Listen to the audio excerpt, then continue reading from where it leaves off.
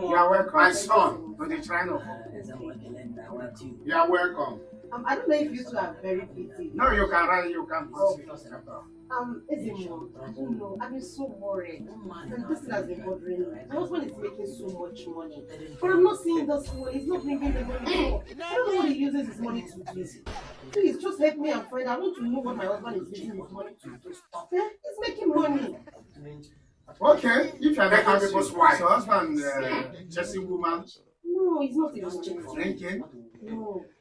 Oh, you are in the right place, my son. The same problem we are facing in our community. You are in the right place.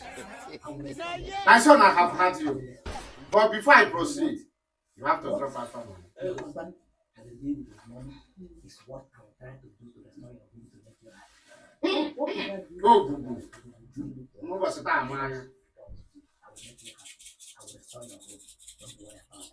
Go, Oh, boo boo, you have had him. let us do that. He said that there is a man who terrorized his madam with his money. Chasing people. The problem that they brought him What am I to trying? do have sort himself out. I don't understand.